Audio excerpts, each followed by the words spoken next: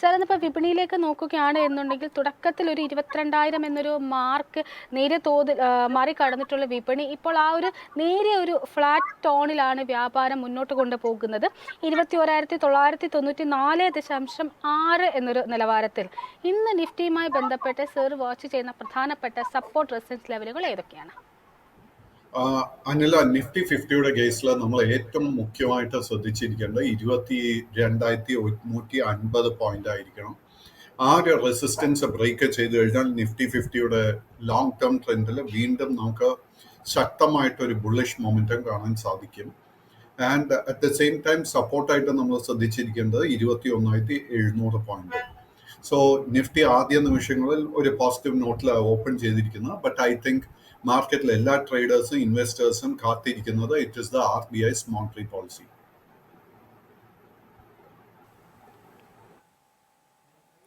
Yes sir, അതോടൊപ്പം തന്നെ bank നിഫ്റ്റിയിലേക്ക് വരികയാണെന്നുണ്ടെങ്കിൽ 46,000 എന്നുള്ള ഒരു റെസിസ്റ്റൻസ് മറികടന്നുകൊണ്ടാണ് നിലവിൽ 46,096 എന്നുള്ള ഒരു നിലവാരത്തിൽ നിഫ്റ്റിയുടെ ബാങ്ക് ഇൻഡെക്സ് 6% മുകളിൽ ഒരു നേട്ടം നൽകി പെർഫോം ചെയ്യുന്നത്. സാർ സൂചിപ്പിച്ചതുപോലെ തന്നെ RBIയുടെ നയ തീരുമാനങ്ങളിലേക്കാണ് നിക്ഷേപകരും അതോടൊപ്പം തന്നെ വിപണിയും ഏറ്റവും അധികം എക്സ്പെക്ട് ചെയ്തിരിക്കുന്നത്. ഈ ഒരു തീരുമാനങ്ങൾക്ക് മുന്നോടിയായിട്ട് ഒരു കോഷ്യസ് ആയിട്ടുള്ള സ്റ്റാൻസ് നിക്ഷേപകർ സ്വീകരിക്കാനുള്ള ഇടയുണ്ടോ? അതോടൊപ്പം തന്നെ ഇന്നത്തെ ബാങ്ക് നിഫ്റ്റിയുടെ ഒരു പെർഫോമൻസിനെ താങ്കൾ എങ്ങനെയാണ് നോക്കിക്കാണുന്നത്? ഒരു ബൈയിങ് ഇൻട്രസ്റ്റ് കാണണമെങ്കിൽ 46,800 പോയിന്റിന്റെ റെസിസ്റ്റൻസ് ബ്രേക്ക് ചെയ്യണം. എങ്കിൽ മാത്രമേ നമുക്ക് ഒരു സസ്റ്റൈനബിൾ ബുള്ളിഷ് ട്രെൻഡ് കാണാൻ സാധിക്കത്തുള്ളൂ. But from a pure intraday trading ബേസിസിൽ നമ്മൾ ശ്രദ്ധിച്ചിരിക്കേണ്ട ഒരു റെസിസ്റ്റൻസിൽ 46,250 ആയിരിക്കണം. ആ ഒരു റെസിസ്റ്റൻസ് ബ്രേക്ക് ചെയ്താൽ തന്നെ നമുക്കൊരു ഷോർട്ട് ടേമിൽ ഒരു ബുള്ളിഷ് മൊമെന്റം കാണാൻ സാധിക്കും. സാർ അതിനൊപ്പം സാർ ഇന്ന് നമ്മുടെ മാർക്കറ്റ് പ്ലസ് ഫോറത്തിൽ പറഞ്ഞിട്ടുണ്ടായിരുന്നു നാസ്ഡാക്കിൽ ഉണ്ടായ ഒരു കുതിപ്പ് നമ്മുടെ നിഫ്റ്റി IT സൂചികയിൽ നിന്ന് റിഫ്ലക്റ്റ് ചെയ്യാനുള്ളൊരു സാധ്യതയുണ്ടെന്ന്. ഏകദേശം സാറിൻ്റെ വാക്കുകൾ അക്ഷരാർത്ഥത്തിൽ ശരിവെക്കുന്ന തരത്തിലുള്ള പ്രകടനം തന്നെയാണ് നിഫ്റ്റി ITയിൽ ഇപ്പോൾ കാണാൻ സാധിക്കുന്നത്. 0.7% നേട്ടം നൽകിക്കൊണ്ട് 38,033.6 എന്നൊരു നിലവാരത്തിലേക്ക് നിഫ്റ്റി IT ഉയർന്നിട്ടുണ്ട്. ഇന്ന് നിഫ്റ്റി ITയുമായി ബന്ധപ്പെട്ട് സാറിൻ്റെ ഒരു വിലയിരുത്തൽ എന്താണ്? ഈ ഒരു സൂചികയിൽ സാറിൻ്റെ ഫോക്കസിലുള്ള ഓഹരികൾ ഏതൊക്കെയാണ്? നിഫ്റ്റി IT ഇൻഡെക്സിൽ നമുക്കൊരു സസ്റ്റൈനബിൾ അപ്പ് മൂവ് കാണണമെങ്കിൽ 38,450 പോയിന്റിന്റെ റെസിസ്റ്റൻസ് IT ഇൻഡെക്സ് ബ്രേക്ക് ചെയ്യണം. അത് ബ്രേക്ക് ചെയ്ത് കഴിഞ്ഞാൽ നമുക്ക് ശക്തമായിട്ടൊരു ബൈയിങ് മൊമെന്റം കാണാൻ സാധിക്കും. സോ നാച്ചുറലി IT ഇൻഡെക്സിന് ഏറ്റവും ഇമ്പോർട്ടൻ്റ് ആയിട്ട് താങ്ങ് നൽകാൻ പോകുന്നത് number 1 will be HCL technology. ഇത് അതേ ഓർഡറിലായിരിക്കണം എന്നില്ല, ബട്ട് ഏറ്റവും വലിയ 4 ടെക്നോളജി കമ്പനീസ്. സോ HCL ടെക്നോളജിയുടെ കേസിൽ നമ്മൾ ശ്രദ്ധിച്ചിരിക്കേണ്ടത് 1,650 രൂപയായിരിക്കും റെസിസ്റ്റൻസ്. ഇൻഫോസിസിന്റെ കേസിൽ ഏറ്റവും മുഖ്യമായിട്ടുള്ള റെസിസ്റ്റൻസ് 1,730. TCSന്റെ കേസിൽ the most important level will be 4,160, 4,160. വിപ്രോയുടെ കേസ് എടുക്കുമ്പോഴേക്കും the most important level will be 515, 515. So ഈ 4 സ്റ്റോക്സ് ആയിരിക്കും നാച്ചുറലി നമ്മുടെ ഏറ്റവും അധികം ഫോക്കസ് കൊടുക്കേണ്ടത്. പിന്നെ വേറൊരു ടെക്നോളജി സ്റ്റോക്സ് ഞാൻ ഫോക്കസ് കൊടുത്തുകൊണ്ടിരിക്കുന്ന അടുത്ത കാലത്ത് ലിസ്റ്റ് ചെയ്യപ്പെട്ട ടാറ്റ ടെക്നോളജി. സർ, FMCG സെഗ്മെന്റിലേക്ക് വരികയാണെന്നുണ്ടെങ്കിൽ 0.27% ഒരു ഇടിവാണ് ഇന്നിപ്പോൾ രേഖപ്പെടുത്തിയിട്ടുള്ളത്. പ്രധാനപ്പെട്ട കമ്പനികളുടെ ഒക്കെ തന്നെ പാദഫലങ്ങൾ പുറത്തു വന്നിട്ടുണ്ടായിരുന്നു. അതിൽ കഴിഞ്ഞ ദിവസം നെസ്ലയെ സംബന്ധിച്ചെടുത്ത് അവരുടെ ഒരു ക്വാർട്ടർലി പ്രോഫിറ്റിൽ 4.38% ഒരു വർധനയോട് കൂടിയിട്ട് 655.6 കോടി രൂപയാണ് രേഖപ്പെടുത്തിയിട്ടുണ്ടായിരുന്നത്. കമ്പാരിറ്റീവ്ലി ടാറ്റ കൺസ്യൂമർ അതോടൊപ്പം തന്നെ ബ്രിട്ടാനിയ എന്നിവയെ മറികടന്നുകൊണ്ടുള്ള ഒരു റിസൾട്ട് തന്നെ നെസ്ലെ കാഴ്ചവെച്ചിട്ടുണ്ട് എന്നാണ് കാണാൻ സാധിക്കുന്നത്. പക്ഷേ ഇന്നിപ്പോൾ സ്റ്റോക്കിലേക്ക് നോക്കുകയാണെന്നുണ്ടെങ്കിൽ രാവിലെ വ്യാപാരം തുടങ്ങിയപ്പോൾ ഒരു ഫ്ലാറ്റ് നോട്ടിലായിരുന്നെങ്കിലും ഇപ്പോൾ ഒരു പോസിറ്റീവ് ടോണിലേക്ക് വരാനുള്ള ഒരു സാധ്യതകൾ നെസ്ലെ പങ്കുവെക്കുന്നുമുണ്ട്. നെസ്ലയെ സംബന്ധിച്ചിടത്തോളമുള്ള താങ്കളുടെ ഒരു വ്യൂ എങ്ങനെയാണ്? പ്രധാനപ്പെട്ട വാച്ച് ചെയ്യേണ്ട ലെവലുകൾ ഏതൊക്കെയാണ്? സോ നെസ്ലെ ഇന്ത്യയുടെ കേസിൽ short term trend side vase ആയിട്ട് കാണുന്നത്. നെസ്ലെ ഇന്ത്യയിൽ ശക്തമായിട്ട് ഒരു ബൈയിങ് ഇൻട്രസ്റ്റ് കാണണമെങ്കിൽ 2,550 രൂപയുടെ മുകളിൽ ക്ലോസ് ചെയ്യണം. അങ്ങനെ ക്ലോസ് ചെയ്യാൻ സാധിച്ചു കഴിഞ്ഞാൽ നമുക്കൊരു വലിയൊരു മുന്നേറ്റം നെസ്ലെ ഇന്ത്യയുടെ കേസിൽ എക്സ്പെക്ട് ചെയ്യാം.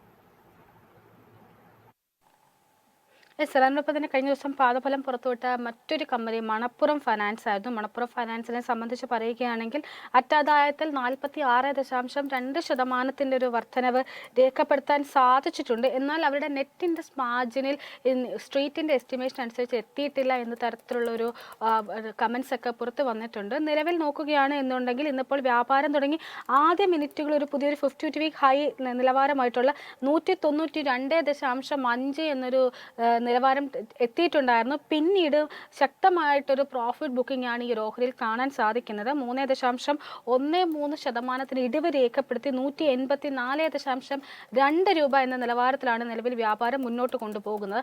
മണപ്പുറം ഫിനാൻസിൽ സാറിൻ്റെ ഒരു സ്റ്റാൻസ് എന്താണ്?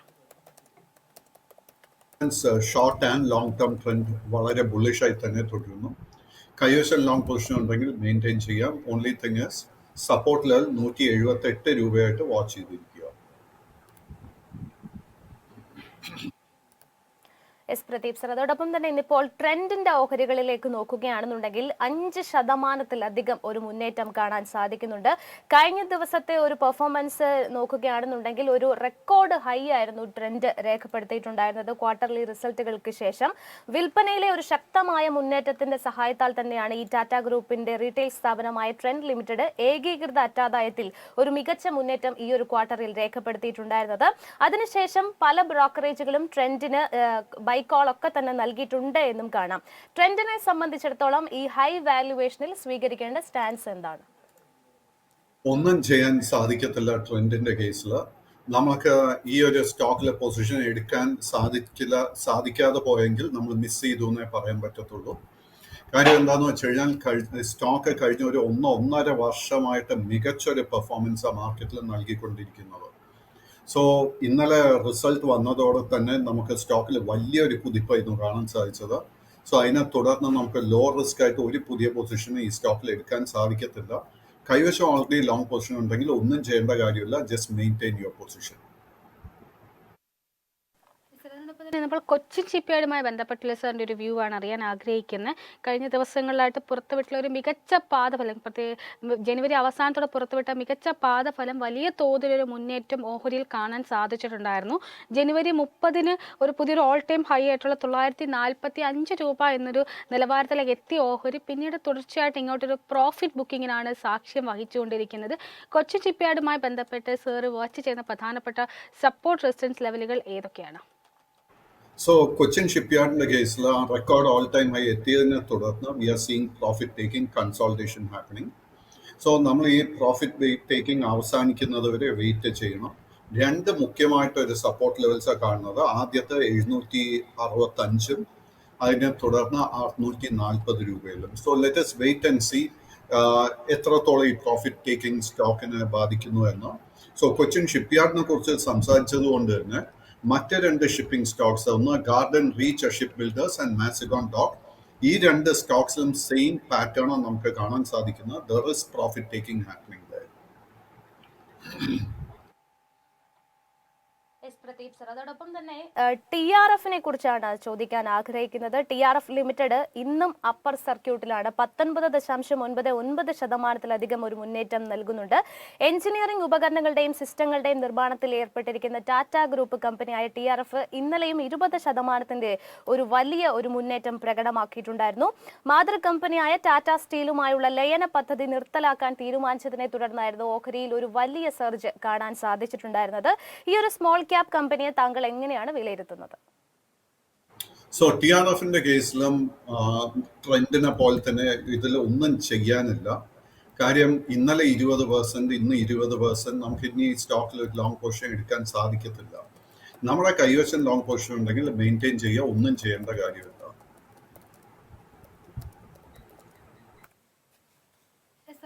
ഫെഡറൽ ബാങ്കുമായി ബന്ധപ്പെട്ടുള്ള സാറിൻ്റെ ഒരു വ്യൂ ആണ് അറിയാൻ ആഗ്രഹിക്കുന്നത്. ഓഹരി ഇന്നിപ്പോൾ 1.21% നേട്ടത്തിൽ 151 രൂപ എന്നൊരു നിലവാരത്തിലാണ് ഇപ്പോൾ വ്യാപാരം മുന്നോട്ട് കൊണ്ടുപോകുന്നത്. 52 വീക്ക് ഹൈ നോക്കുകയാണെങ്കിൽ ഡിസംബർ 20 രേഖപ്പെടുത്തിയിട്ടുള്ള 159.3 എന്നൊരു നിലവാരമാണ്.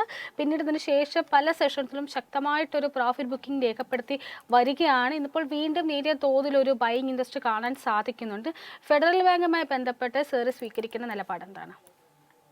സോ ഫെഡറൽ ബാങ്കിന്റെ കേസിൽ 155 രൂപ is a major resistance. So unless and until that level is broken, നമുക്ക് പുതിയൊരു ബൈയിങ് ഇൻട്രസ്റ്റ് കിട്ടത്തില്ല. So let us wait and watch. 155 is the bullish trigger. Yes Pradeep sir, അതോടൊപ്പം തന്നെ ഇന്നിപ്പോൾ അപ്പോളോ ടയേഴ്സിന്റെ കാര്യത്തിലേക്ക് വരികയാണെന്നുണ്ടെങ്കിൽ 1% ഒരു ഇടിവാണ് രേഖപ്പെടുത്തുന്നത്. കഴിഞ്ഞ ദിവസങ്ങളിൽ കമ്പനിയുടെ ക്വാർട്ടർലി റിസൾട്ട്സുകളൊക്കെ തന്നെ പുറത്തുവിട്ടിട്ടുണ്ടായിരുന്നു. അവരുടെ ഒരു റിസൾട്ടിലേക്ക് വരികയാണെന്നുണ്ടെങ്കിൽ 496.6 കോടി രൂപയുടെ ഏകീകൃത ലാഭമാണ് കമ്പനി രേഖപ്പെടുത്തിയിട്ടുണ്ടായിരുന്നത്. ഒരു ഹെൽത്തി ആയിട്ടുള്ള ഏണിംഗ് നമ്പറുകളുടെ പിൻബലത്തിൽ തന്നെ ഒരു മികച്ച റിപ്പോർട്ടും ഈ ഒരു കാലയളവിൽ പ്രവർത്തന വരുമാനത്തിലടക്കം കാര്യമായിട്ടുള്ള ഒരു മുന്നേറ്റവും കമ്പനി കൊണ്ടുവന്നിട്ടുണ്ട്. അപ്പോളോ ടയേഴ്സിനെ സംബന്ധിച്ചിടത്തോളം വാച്ച് ചെയ്യേണ്ട പ്രധാനപ്പെട്ട ലെവലുകൾ ഏതൊക്കെയാണ്? ജാസ്മിൻ, അപ്പോളോ ടയേഴ്സിന്റെ കേസ് നമ്മൾ നോക്കുമ്പോഴേക്കും ഡിസംബർ അവസാനത്തോടു കൂടി 420 രൂപയിലായിരുന്നു മേജർ ബോട്ടം നമുക്ക് കാണാൻ സാധിക്കുന്നത്. ആൻഡ് ഇന്നലത്തെ ട്രേഡിംഗ് നോക്കുമ്പോഴേക്കും 558 രൂപ വരെ സ്റ്റോക്ക് നമുക്ക് നേട്ടം നൽകിയിരുന്നു. സോ നമ്മുടെ കൈവശം സ്റ്റോക്ക് ഉണ്ടെങ്കിൽ കറന്റ് ലെവൽസ് പ്രോഫിറ്റ് ടേക്കിംഗ് നല്ലൊരു ലെവലായിട്ടാണ് കാണുന്നത്. പുതിയ ലോങ് പൊസിഷൻ ഈ കറന്റ് ലെവൽസിൽ അഡ്വൈസബിൾ അല്ല. കറക്ഷൻ നടക്കുന്ന സമയത്ത് നമുക്ക് ആദ്യം വാച്ച് ചെയ്യാവുന്ന സപ്പോർട്ട് ലെവൽ 520, അതിനെ തുടർന്ന് 500, അതിനെ തുടർന്ന് 480.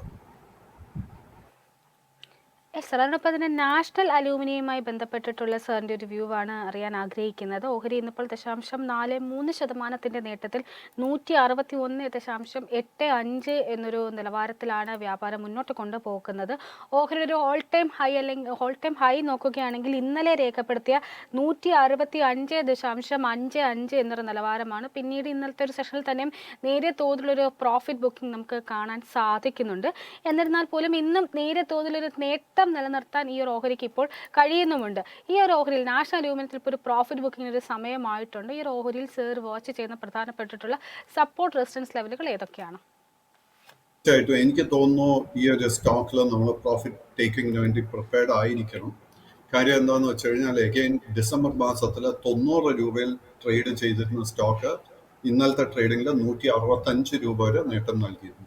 So let us be prepared for profit taking. Profit taking നടക്കുന്നുണ്ടെങ്കിൽ നമ്മൾ ആദ്യം ശ്രദ്ധിച്ചിരിക്കേണ്ട സപ്പോർട്ട് ഏരിയ 140, അതിനെ തുടർന്ന് 128. റെയിൽവേ ഓഹരികളിലേക്ക് വരികയാണെന്നുണ്ടെങ്കിൽ തിത്തഗർ റെയിലിനെ കുറിച്ചാണ് സർ ചോദിക്കാൻ ആഗ്രഹിക്കുന്നത്. ഇന്നിപ്പോൾ 0.76% ഒരു മുന്നേറ്റം തിത്തഗർ റെയിൽ നൽകുന്നുണ്ട് എന്നാണ് മനസ്സിലാക്കേണ്ടത്. തിത്തഗർ റെയിലിനെ സംബന്ധിച്ചിടത്തോളം കഴിഞ്ഞ വർഷം 400% ഒരു മുന്നേറ്റം കമ്പാരിറ്റീവ്ലി എല്ലാ റെയിൽവേ സ്റ്റോക്കുകളിൽ നിന്നും മികച്ച ഒരു പെർഫോമൻസ് കാഴ്ചവെച്ചപ്പോൾ തിത്തഗർ റെയിലാണ് അതിലും ഔട്ട് പെർഫോമൻസ് നടത്തിയിട്ടുണ്ടായിരുന്നത്. ഒരു വർഷം മുൻപ് ഓഹരി വില 206.5 രൂപ എന്നുള്ള ഒരു നിലവാരത്തിൽ നിന്നും കഴിഞ്ഞ ദിവസത്തെ പെർഫോമൻസ് പരിശോധിക്കുമ്പോൾ 1030 രൂപയിലേക്കാണ് ഈ റെയിൽവേ ഓഹരി കുതിപ്പ് നടത്തിയിട്ടുള്ളത്. കഴിഞ്ഞ ദിവസങ്ങളിൽ പുറത്തു വന്ന ക്വാർട്ടർലി റിസൾട്ടുകളും മികച്ച തന്നെയായിരുന്നു എന്നാണ് മനസ്സിലാക്കേണ്ടത്. ഒപ്പം ഇതിനുശേഷം ഒരുപാട് ബ്രോക്കറേജുകൾ ബൈക്കോളും നൽകിയിട്ടുണ്ട്. തിത്തഗർ റെയിലിനെ സംബന്ധിച്ചിടത്തോളം ആ ഒരു സ്റ്റോക്ക് കൈവശം വെച്ചിരിക്കുന്ന നിക്ഷേപകർ സ്വീകരിക്കേണ്ട നിലപാട് എന്താണ്? തിത്തഗർ റെയിൽ നവംബർ മാസത്തിന് ശേഷം ഒരു സൈഡ് വേസ് പാറ്റേൺ കാഴ്ചവെച്ചുകൊണ്ടിരിക്കുന്നത്. സ്റ്റോക്കിന്റെ ഏറ്റവും മികച്ച ഒരു സപ്പോർട്ട് ഏരിയ 960 രൂപയിലാണ്. 960ന്റെ സപ്പോർട്ട് ബ്രേക്ക് ചെയ്യപ്പെട്ടാൽ പിന്നെ നമ്മൾ ഈ സ്റ്റോക്കിൽ ലോങ് പൊസിഷൻ ഒന്നും തന്നെ മെയിൻറ്റെയിൻ ചെയ്യരുത്.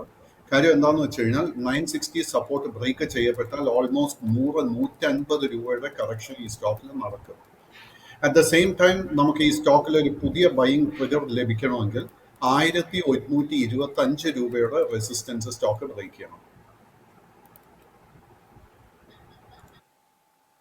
അതോടൊപ്പം തന്നെ ഗെയിലുമായി ബന്ധപ്പെട്ടിട്ടുള്ള സാറിൻ്റെ ഒരു വ്യൂ ആണ് അറിയാൻ ആഗ്രഹിക്കുന്നത്. ഓഹരി ഫെബ്രുവരി 5 പുതിയൊരു 52 ഹൈ ആയിട്ടുള്ള 186.5 എന്നൊരു നിലവാരത്തിലേക്ക് എത്തിയിട്ടുണ്ടായിരുന്നു. ഇന്നിപ്പോൾ 0.61% നേട്ടത്തിൽ 180.01 എന്നൊരു നിലവാരത്തിലാണ് ഇപ്പോൾ വ്യാപാരം മുന്നോട്ട് കൊണ്ടുപോകുന്നത്. ഗെയിലുമായി ബന്ധപ്പെട്ട് സാറിൻ്റെ വിലയിരുത്തൽ എന്താണ്? ഇല്ല, ഇപ്പോ നമുക്ക് പുതിയതായിട്ട് ഒന്നും തന്നെ ചെയ്യാനില്ല. കാര്യം എന്താന്ന് വെച്ച് കഴിഞ്ഞാൽ long term trend, short term trend ഒക്കെ തന്നെ വളരെ ബുള്ളിഷായി കാണുന്നു. നവംബർ മാസത്തിൽ ഈ സ്റ്റോക്കിന്റെ വില വെറും 120 ആയിരുന്നു. ആൻഡ് കഴിഞ്ഞ ആഴ്ചത്തെ ട്രേഡിംഗിൽ തന്നെ ഈ സ്റ്റോക്ക് 185 രൂപ വരെ നേട്ടം നൽകിയിരുന്നു. അറ്റ് ദ സെയിം ടൈം നമ്മൾ സപ്പോർട്ടായിട്ട് ശ്രദ്ധിച്ചിരിക്കേണ്ട 173 രൂപയായിരിക്കണം. 173 സപ്പോർട്ട് ബ്രേക്ക് ചെയ്യപ്പെട്ടാൽ short term trend will turn bearish. S Pradeep sir, ഇപ്പോൾ പവർ ഗ്രിഡ് ഓഹരികളിലേക്ക് നോക്കുകയാണെന്നുണ്ടെങ്കിൽ 7% ഒരു വലിയ കുതിപ്പ് പവർ ഗ്രിഡ് നടത്തിയിട്ടുണ്ട് എന്ന് കാണാം. കഴിഞ്ഞ ദിവസങ്ങളിൽ വളരെ പോസിറ്റീവ് ആയിട്ടുള്ള ഒരു ഏർണിംഗ് നമ്പേഴ്സ് കമ്പനി പുറത്തുവിട്ടിട്ടുണ്ടായിരുന്നു. പ്രവർത്തന വരുമാനത്തിലടക്കം 2.6% ഒരു മുന്നേറ്റത്തോടു കൂടി 11,549 കോടി എന്നുള്ള ഒരു നിലയിലേക്കായിരുന്നു Power Grid Corporation of India എത്തിയിട്ടുണ്ടായിരുന്നത്. പവർ ഗ്രിഡിനെ സംബന്ധിച്ചിടത്തോളം പ്രധാനപ്പെട്ട ലെവലുകൾ ഏതൊക്കെയാണ്?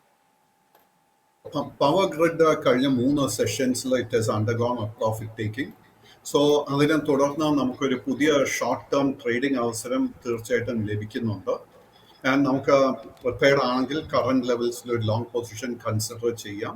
അങ്ങനെ ലോങ് പൊസിഷൻ എടുക്കുന്നുണ്ടെങ്കിൽ ആദ്യത്തെ ഒരു റെസിസ്റ്റൻസ് നമ്മൾ ശ്രദ്ധിച്ചിരിക്കേണ്ടത് 290, അതിനെ തുടർന്ന് 295, അതിനെ തുടർന്ന് 305.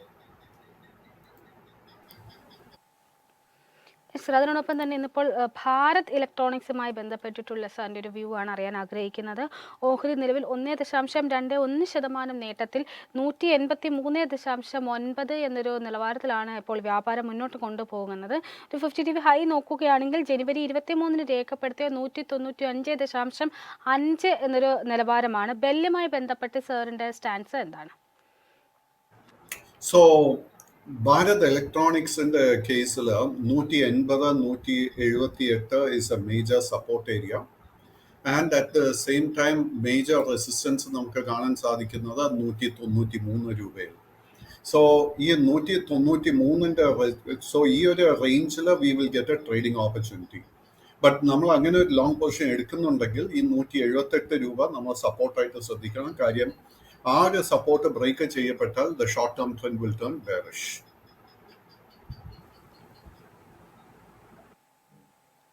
യെസ് പ്രദീപ് സർ, അപ്പം ഇന്നത്തെ ഒരു മാർക്കറ്റിൽ താങ്കളുടെ പ്രധാനപ്പെട്ട വാച്ച് ലിസ്റ്റിലുള്ള സ്റ്റോക്കുകൾ കൂടി ഒന്ന് ഷെയർ ചെയ്യാമോ? ഫ്രം ടെക്നോളജി സൈഡ് എൻ്റെ ഏറ്റവും important stock is Tata technology. ഒരു വാല്യൂ ഇൻവെസ്റ്റിങ്ങിന് വേണ്ടി ടാറ്റ ഇൻവെസ്റ്റ്മെന്റ് കോർപ്പറേഷൻ നോക്കുന്നുണ്ട്. ഫ്രം എ ട്രേഡിംഗ് പെർസ്പെക്റ്റീവ് തീർച്ചയായിട്ടും ഷിപ്പിംഗ് കോർപ്പറേഷൻ, അതുപോലെ തന്നെ ഞാൻ ഇപ്പോൾ അടുത്ത 10-15 നിമിഷത്തിനിടെ RBI ഗവർണറുടെ monetary policy naturally I will be studying and അതിൻ്റെ അടിസ്ഥാനത്തായിരിക്കും ഇന്നത്തെ ട്രേഡിംഗ് ഡിസിഷൻസ് ഒക്കെ എടുക്കുന്നത്.